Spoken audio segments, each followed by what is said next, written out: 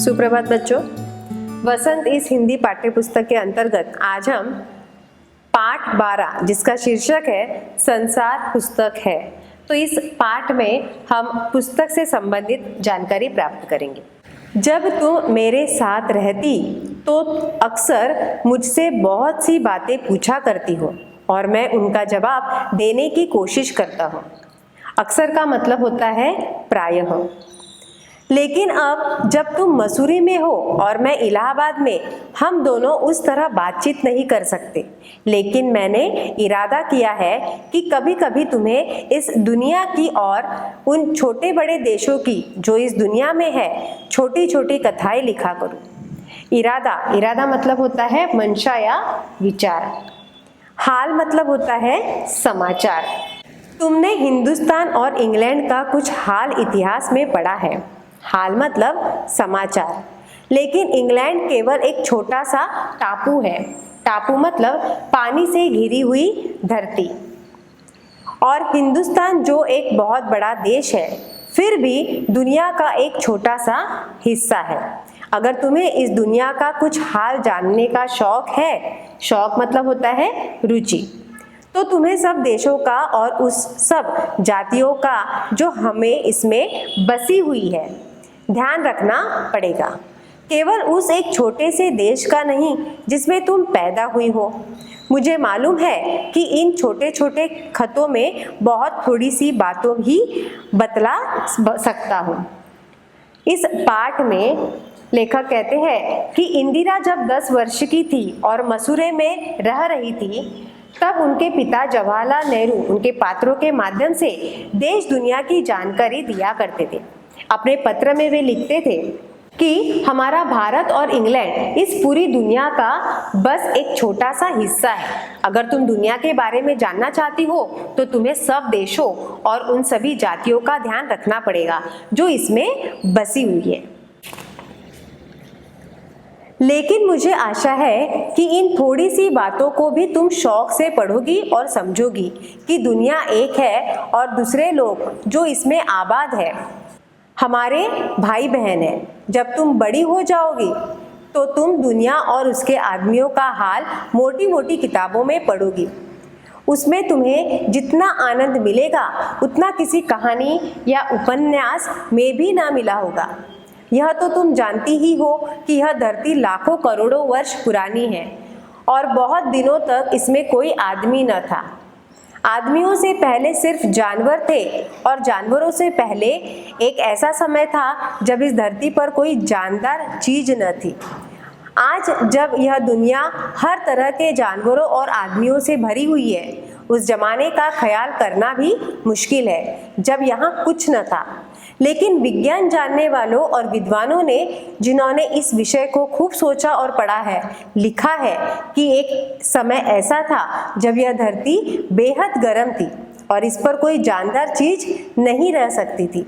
और अगर हम उनकी किताबें पढ़ें और पहाड़ों और जानवरों की पुरानी हड्डियों को गौर से देखें तो हमें खुद मालूम होगा कि ऐसा समय जरूर रहा होगा। आगे वे कहते हैं कि हमारी लाखों करोड़ों वर्ष पुरानी जो धरती है वह बहुत सालों तक उस धरती पर कोई भी आदमी नहीं था।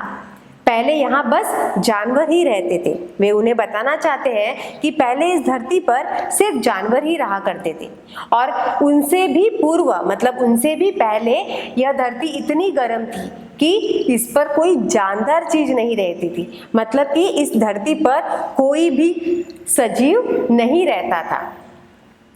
ऐसे समय के बारे में पता लगाना जब धरती पर कुछ भी नहीं था बहुत ही कठिन कार्य है। मतलब कि यहाँ पर वे क्या कहते हैं कि इस धरती पर जब कोई नहीं था उसके बारे में अगर हमें जानना है तो यह जानना बहुत कठिन काम है।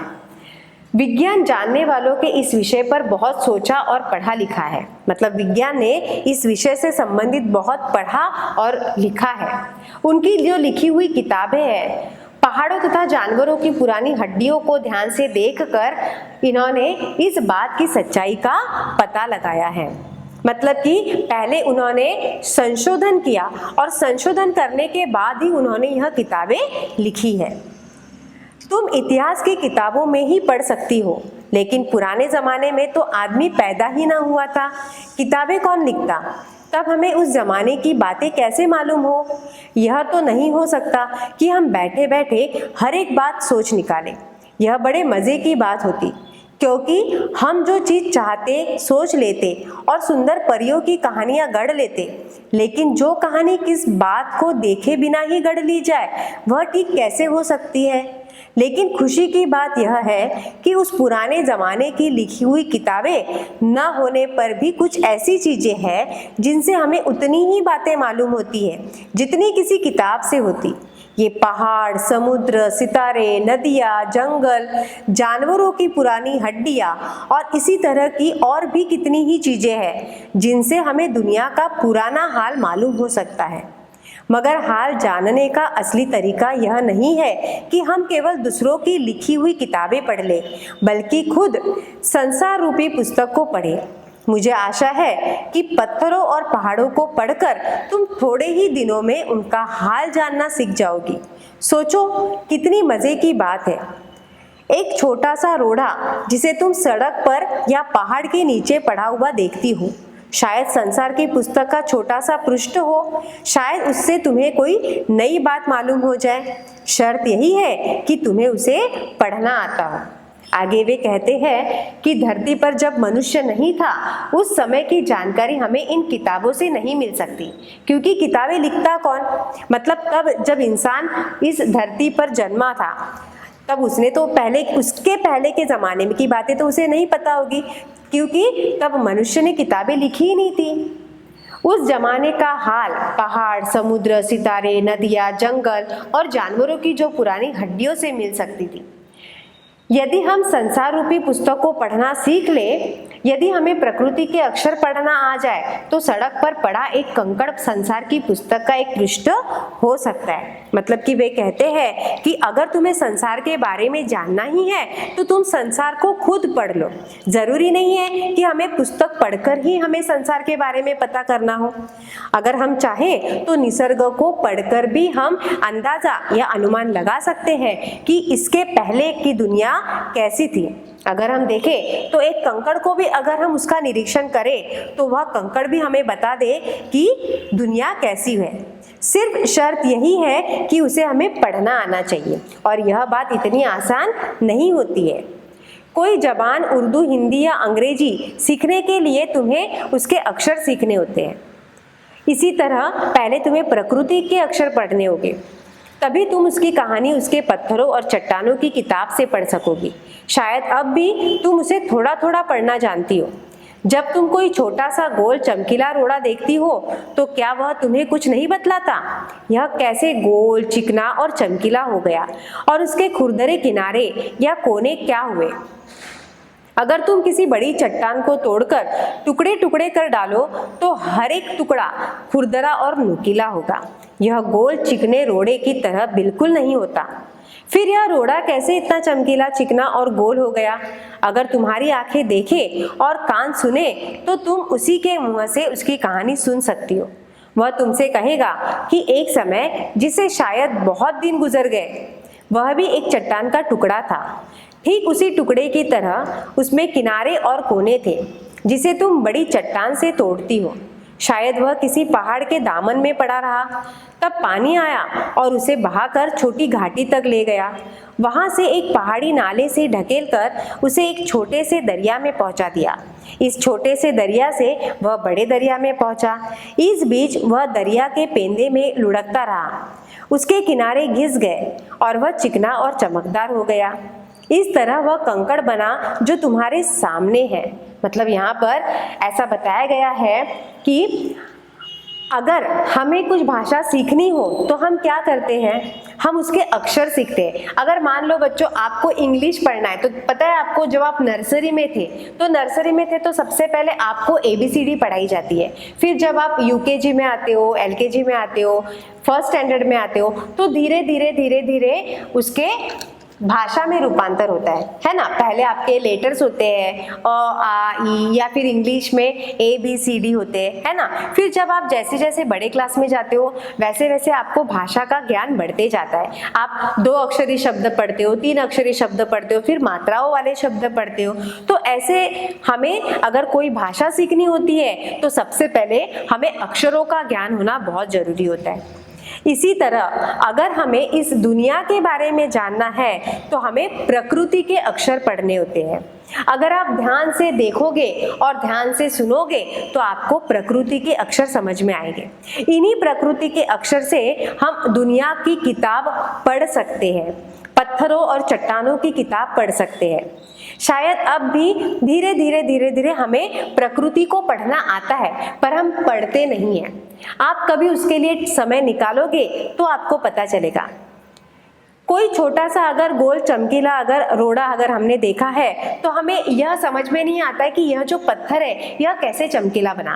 अब देखो संगमरमर का जो पत्थर है वह चमकीला होता है, तो उसे चमकीला बनाने के लिए निसर्ग ने भी कुछ किया होगा, है ना। वो चमकीला बना कैसे, यह जानने के लिए हमें निसर्ग को जानना या निसर्ग के अक्षरों को पहचानना बहुत जरूरी होता है।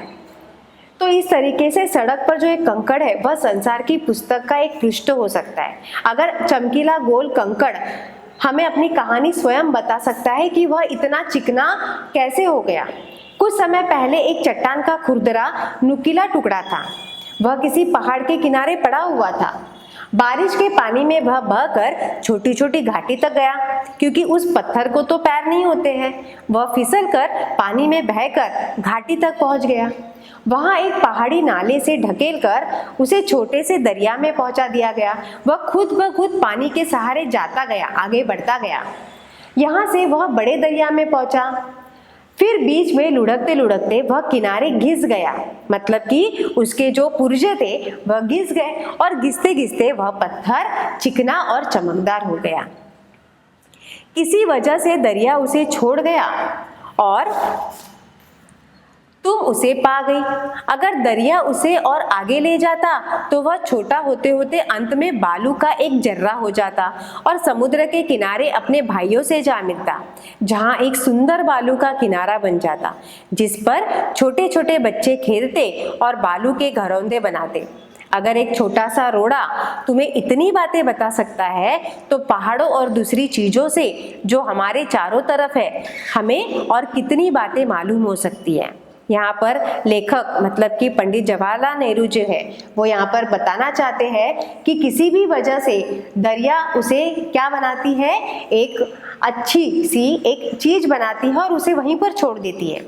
पर यदि अगर वह और आगे चीज जाती है तो वह और घिस घिस कर उसका रूपांतर जो है वह रेत के कणों में होता है। और समुद्र के किनारे जब वह पहुंच जाते हैं जहां पर छोटे छोटे बच्चे खेलते हैं, समुद्र के किनारे जब वो पहुंचते हैं तो उसे हम क्या कहते हैं, बालू कहते हैं, जिस बालू पर बच्चे खेलते हैं। इसी तरीके से नेहरू जी कहते हैं कि यह छोटा सा कंकड़ अगर हमें इतनी बातें बता सकता है तो हमारे चारों तरफ मतलब हमारे निसर्ग में ये जो सारी चीजें हैं वह सारी चीजें हमें दुनिया का हाल भी बता सकती है कि इसके पहले दुनिया किस तरह की थी। तो इस तरीके से पंडित जवाहरलाल नेहरू ने इस पाठ में अपने शब्द के व्यक्त किए हैं और इसी तरीके से यह पाठ समाप्त होता है। धन्यवाद।